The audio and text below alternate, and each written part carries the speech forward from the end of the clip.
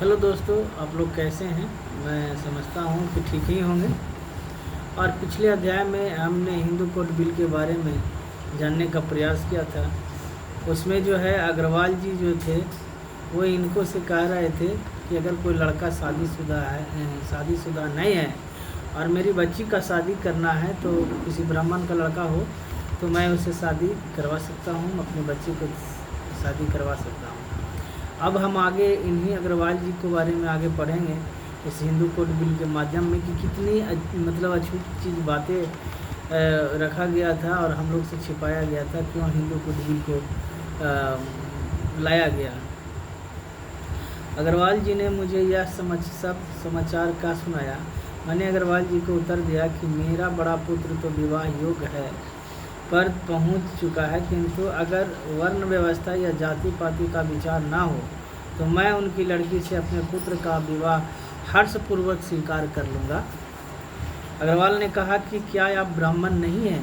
इनको से पूछा कि क्या आप ब्राह्मण नहीं हैं? मैंने उत्तर दिया कि ब्राह्मण तो क्या, मैं क्षत्रिय वैश्य क्षुद्र भी नहीं हूँ, अपितु अति क्षुद्र या असभ्य अछूत हूँ। अग्रवाल को मेरी बातों पर विश्वास नहीं हुआ, यानी कि ये भी उसे ऑफिस में वर्कर थे तो इस पर अग्रवाल जो थे उनका विश्वास नहीं हुआ। इन्होंने बोले तो अग्रवाल को पूरी बात पर विश्वास नहीं आया और वह मेरा मुंह देखते रह गए। मैंने कहा कि यदि मेरी जाति के विषय में कुछ संदेह प्रतीत होता है तो आप प्रशासनिक विभाग विधि मंत्रालय में जाकर पूछ लो, वहाँ मेरा रिकॉर्ड देकर संतुष्ट कर लो। इन्होंने अग्रवाल जी को कहा कि ना तो मैं ब्राह्मण हूँ, न क्षत्रिय हूँ, मैं न ही अति क्षुद्र हूँ। तो आप जाके तो देखते रह गए अग्रवाल जी कि अरे भाई इन्होंने क्या बोला। तो उन्होंने जाकर के कहा कि जाके विधि मंत्रालय में जाके मेरी जांच पड़ताल आप कर लीजिए। अग्रवाल जी ने जब प्रशासनिक विभाग से मालूम किया तो उन्हें पूरा विश्वास हो गया कि मैं सचमुच अछूत ही हूँ। वह बेचारा भी हक्का बक्का सा रह गया और अति विषमता हुए कि मैं अछूत होकर संस्कृत का शास्त्री और अनुवाद विभाग का अधीक्षक भी हूँ। उसे बहुत आश्चर्य हुआ अग्रवाल जी का कि एक ऐसा अछूत व्यक्ति जो है ये संस्कृत का बहुत महाज्ञानी है और संस्कृत का अनुवाद जानता है और विभाग का अधीक्षक भी है। अग्रवाल जी का कहना था कि जब उसने माधवाचार्य को सारा वृत्तांत का सुनाया तो माधवाचार्य क्रमबद्ध होकर अग्रवाल से अनुनय विनय करने लगे कि यह बात किसी भी व्यक्ति के कान में ना पड़े, इसे अपने तक ही सीमित रखना, वरना मेरा नाम बदनाम हो जाएगा। मैंने यह घटना केवल इसीलिए यहाँ उद्धत की कि पाठगण भली भांति समझ सके कि मानव में जाति भेद विसंगत, अवैधानिक और कृत्रिम है। घोड़े और गधे की दो जाति भेद विसंगत, अवैधानिक और कृत्रिम है। घोड़े और गधे की दो जातियाँ हो सकती है, घोड़ा और गधा की दो जातियाँ हो सकती है कि इन दोनों पशुओं में जाति भेद है। बाजरा और गेहूं के पौधे का देखकर एक साधारण बुद्धि का मनुष्य भी कह सकता है कि यह दोनों जिन्हें भिन्न भिन्न है।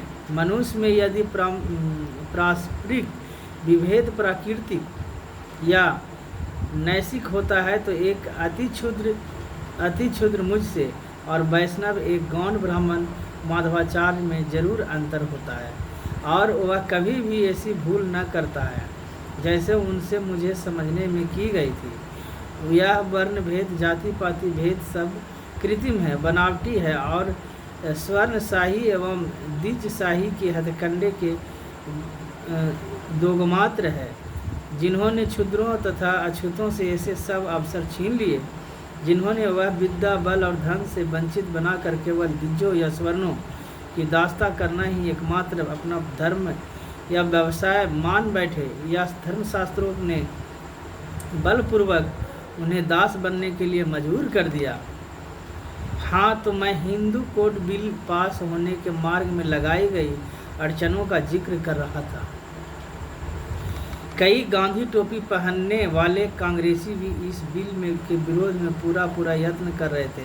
किंतु प्रधानमंत्री जवाहरलाल नेहरू से डरते थे और खुफिया षड्यंत्रों से इस बिल के रास्ते में रोड़े अटका रहे थे। कांग्रेसी सदस्यों ने पटेल का असर किया, किंतु पटेल भी खुलकर विरोध नहीं कर सकते थे कि हिंदुओं में सुधारवादी पर्सनल लॉ न बने।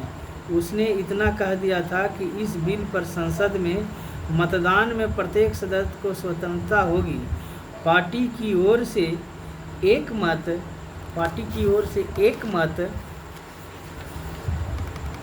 तथा आनुशांसिक सचेत जारी नहीं किया जाएगा। ऐसा करने का अभिप्राय भी हिंदू कोड बिल को खटाई में डालना था। बाबू राजेंद्र प्रसाद जो भारत के प्रथम राष्ट्रपति बने, वह धार्मिक प्रवृत्ति में विश्वास नहीं रखते थे। डॉक्टर राजेंद्र प्रसाद जो थे धार्मिक प्रवृत्ति में विश्वास नहीं रखते थे। वह देश का पहला राष्ट्रपति बने और अगर कहा जाए कि वह पोगा पंथियों की श्रेणी में अग्रामी थे तो अनुचित न होगा। वह हिंदू मंदिरों में नंगे पांव दर्शन के लिए जाते थे। राष्ट्रपति भवन में पौराणिक कथाकारों से कथाएं करवाते थे। यहाँ तक ही नहीं, एक बार उत्तर प्रदेश में संपूर्णानंद मुख्यमंत्री थे।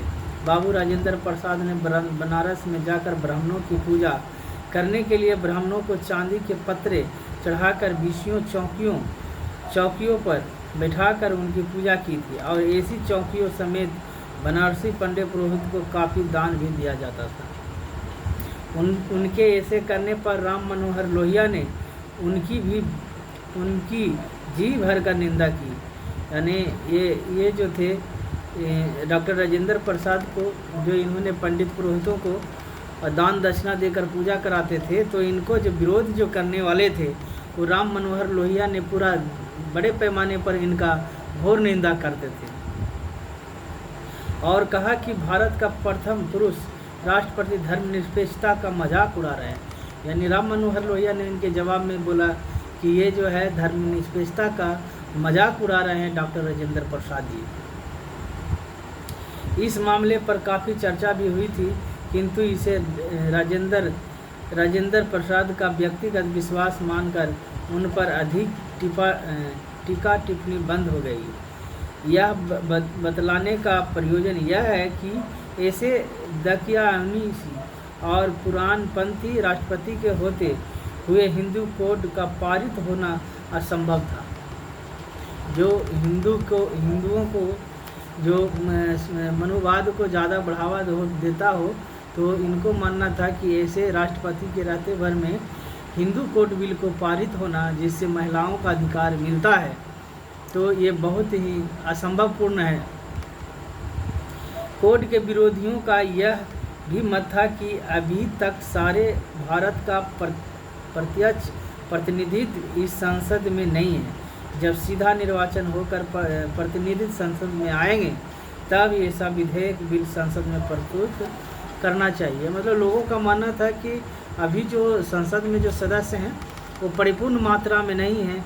जब वो परिपूर्ण मात्रा में संसद में आए तब इस बिल को लाया जाए, तब इसको पास कराया जाए। लोगों का ऐसा मानना था। वस्तुतः यह सबसे बड़ा विरोध था जिसका प्रचार संसद के बाहर से करवाया जा रहा था और जो अनंत स्वयं आयंकर स्पीकर संसद के अंदर बैठे षड्यंत्र रच रहे थे, वह था हिंदू पर्सनल लॉ को पारित कराने वाले का एक जन्मजात अछूत बाबा साहब हो और उस कानून का प्रभाव स्वर्ण हिंदुओं पर पड़े। यह कट्टरपंथी ब्राह्मणों के लिए एक चुनौती थी, यह सामाजिक या धार्मिक क्रांति थी जो भारत का ब्राह्मण